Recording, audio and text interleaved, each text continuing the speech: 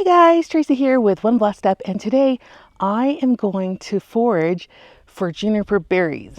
I love juniper berries for tea and for sometimes seasoning some meats, as well as for diffusing in my diffuser.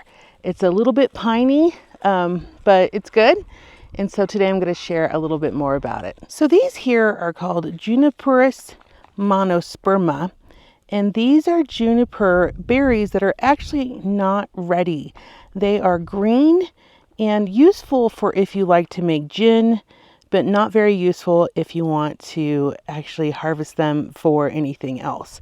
So let me just show you real briefly. I gotta set something down on the ground here for a minute, but let me just show you these. So on top of each of these juniper berries is like a yeast. It's a natural yeast that is grown on the berries. And some people actually do take the yeast and put it in water and use it for baking. I do not do that, but maybe one day I will. But you can see this berry here is green. So it's really only good for making gin, if that's your thing. So I'm going to go ahead and find some darker ones that are ready. These ones probably won't be ready until next year, but these are a nice size, really good size one. I wish they were ready because I think these would be amazing to forage for today. But they're not, so I'm going to go find some that are ready. Now, this is a female tree. So the females produce these fruits, which are also called cones.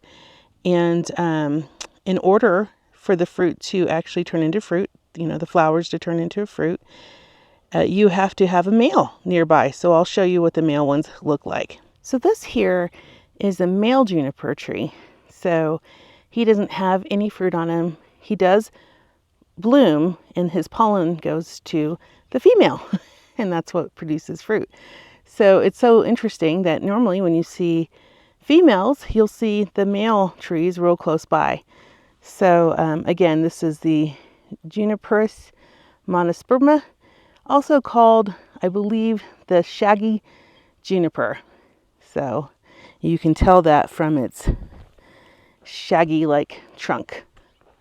Let me get a little closer for you.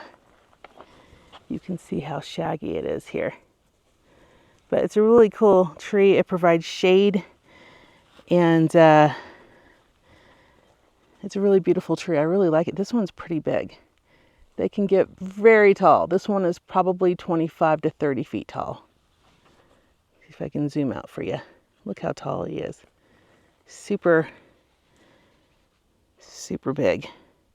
But not very full compared to, let's say, this one over here. See, this one is a lot more full. But yeah, let's go start foraging for the berries.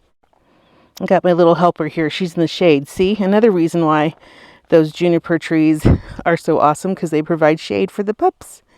So she's going to forage with me. So if you hear her in the background, you know why. All right, let's go find some berries.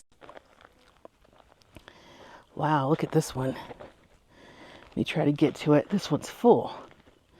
Let's see if they're ready to go.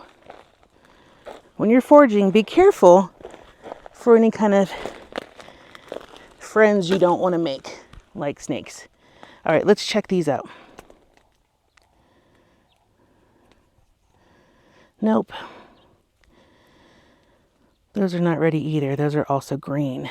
So can't use these either, unfortunately. But look how much difference in size on these ones. These are green and super small compared to the other ones that I'm super excited about. And I think by the time I get back here again, they'll be ready. But these ones, nope, they're not ready. These ones are green. Okay, I found some on this tree here. They're not all ready, but some of them are. And so what I'm going to do, you can see here, I picked one. A lot of times with the juniper berries, I like to just hand pick them one by one. But because this tree is so much taller than me, I'm going to lay my tarp down and then I'm going to shake the tree to see which ones will fall down. The ones that will fall down are ready. The ones that won't fall down are too green. So let's give it a shot. quite a bit of ants in there. So whenever you're doing your shake, you know, be careful for the ants. But yeah, we can just pick these out. These ones are all ready to go. So I'm just going to drop them into my bucket. I'm going to pick them up, drop them in my bucket, and then go find a tree that might be a little bit better for short people like me. One of the things you don't want to do whenever you're foraging for anything is pick it off the ground. That's just because some bacteria and our mold can get in there. So you want to get it right off the tree. It's kind of hard to forage with one hand, but that's okay. I'm trying to show you guys how I like to forage. So that's why I use a tarp. But when it comes to like just picking a few that are on here, I'm not going to use a tarp. But you can see a ton of them on the ground. Just a ton of them. And the ants really like them right now. Look at them. The ants are like, yay. Right now, these ones are really ripe. So the ants are enjoying them because they have a nice stickiness to them. So the ants will enjoy them. But yeah, for here, I'm just going to pick the ones that are dark. So not the green ones. But you can see these ones are ready to be harvested or foraged. And these red ones, so you can see the difference, right? The darker ones, those ones are a little less dry than these red ones. But, you know, you can just keep them in the bowl. You don't even have to do anything with them. And when you're ready to use them, you can just infuse them in your teas, or you can infuse them. Actually, I like to kind of make a tea, and then whatever I don't drink, I can put in my diffuser, and it smells really nice. A really nice piney smell. So I'm just going to continue foraging here, and I'll show you what I'm up to. Well, this is my third batch, and I'm almost done. So as soon as I fill this up, my goal will be done. Super fun. Okay guys, I'm doing pretty good. This amount will probably give me about 1 spice jar full, which is not bad, especially because many of these junipers are not quite ripe. So I'm going to forage for a little bit longer, but I did want to take a minute and share with you that foraging is wonderful. It is good for not only the plants, and it's also good for you. It's good for the environment. So many of these juniper berries are just littered on the ground. So don't feel like you're taking anything away from wildlife, because there's plenty here for everyone to share.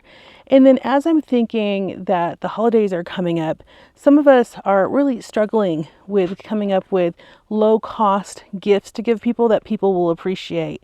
So one of the things I will be doing this year for Christmas is putting these juniper berries in a spice jar and handing them out to friends and family for Christmas.